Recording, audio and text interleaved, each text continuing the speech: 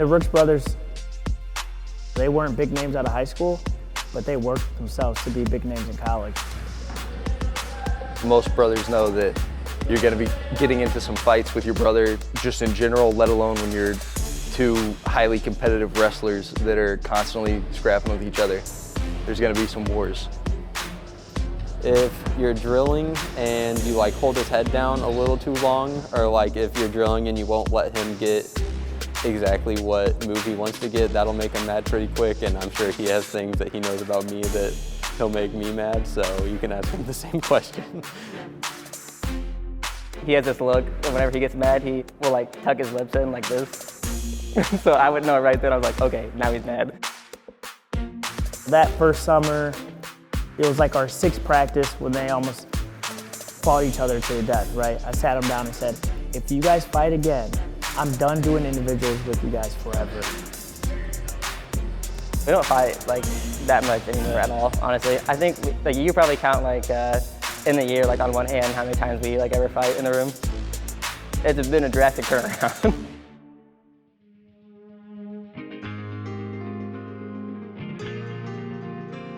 We both share the same goal. Like we both want to be national champs. We both want to be All-Americans. Somewhere along middle school, we decided that like maybe we're not big enough to play football. Maybe we're not like coordinated enough to be good at baseball. We're getting pretty good at wrestling. We're winning tournaments, going to national tournaments and doing well. So we kind of decided we're going to put more energy into this. Literally every generation in my family has wrestled. My dad, he was the first person from Columbus that ever wrestled.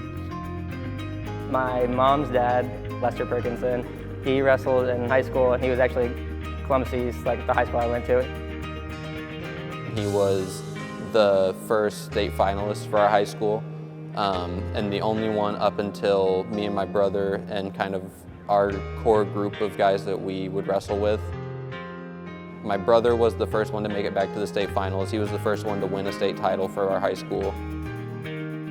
They accomplished a lot while they were here. To come in here and see their pictures up and their records, it just makes you really, really proud to know that they're going to be up there forever.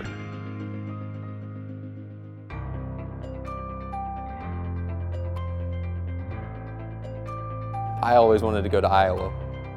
He wanted to go to Michigan, and then my parents would ask him, like, are you sure that like you want to be away from each other for that long? And we'd be like, no.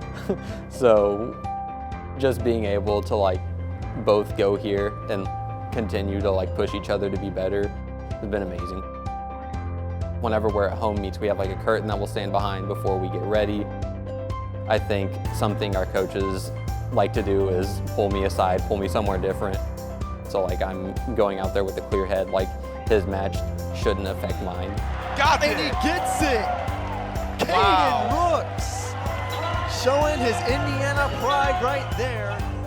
As much as it was cool seeing him win like high school state, like being able to win college matches in the Big Ten, like at the highest level, that's so much more fun. Last year, I didn't get to see as many of his matches. He always has the same face the entire time when he's wrestling. I think that's what makes him so tough. He like wears guys out really fast.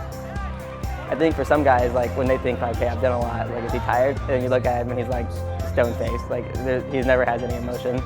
Graham Rooks. Oh, nice counter. Nice transition here. That might be two. I think both of them are good enough to be All-Americans. When you think of Indiana wrestling, right now you think of the Rooks Brothers. It's a really unique thing to have two brothers in a tough conference like the Big Ten and to be as successful as they are. So to them, it's like, sky's the limit.